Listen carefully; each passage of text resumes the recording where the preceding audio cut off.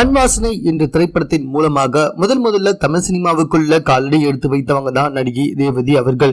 நடிகை ரேவதியை பத்தி சொல்லலாம், கண்டிப்பா குறைஞ்சபட்சம் நம்ம ஒரு 20 வருஷத்துக்கு பின்னாடியாவது போனாங்க. ஏன்னா அந்த அளவுக்கு தமிழ் சினிமாவில இவங்க இப்ப வரைக்கும் ஒரு கலை பயணம் செய்திருக்காங்க அப்படின்னு சொல்லலாம்.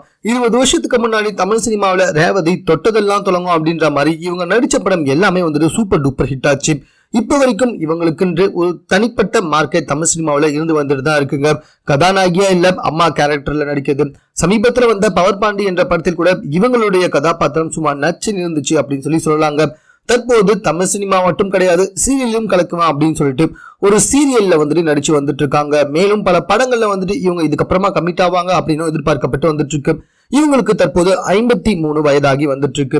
இவங்க கிட்ட மாஹி அப்படின்னு ஒரு 5 வயது குழந்தை இருந்து வந்துட்டு இருக்காங்க. எல்லாருமே இந்த குழந்தைய ரேவதி தத்தெடுத்தாங்க அப்படின்னு சொல்லப்பட்டு வந்துச்சு. ஏன்னா அவங்க பல வருடங்களுக்கு முன்னாடி திருமணம் செய்து கொண்டு விவாகரத்தும் ஆயிடுச்சு. அவங்களுக்கு இப்ப வரைக்கும் குழந்தை இல்ல, இதை தத்தெடுத்துதான் வளர்த்து வந்துட்டு இருக்காங்க அப்படின்னு எல்லாருமே ரொம்ப ஸ்ட்ராங்கா நம்பியிருந்தாங்க. அப்படிதான் வீடியோக்களும் வெளியே வந்துட்டு இருந்துச்சு. ஆனா தற்போது அது எல்லாமே பொய் அப்படின்ற வகையில ரேவதி ஒரு அழகான இன்டர்வியூல சொல்லியிருக்காங்க. அந்த இன்டர்வியூல ரேவதி என்ன சொல்லியிருக்காங்கன்னா, மகி என்னுடைய தத்தெடுத்த குழந்தை அப்படின்னு பல பேர் பேசி வந்துட்டு இருக்காங்க.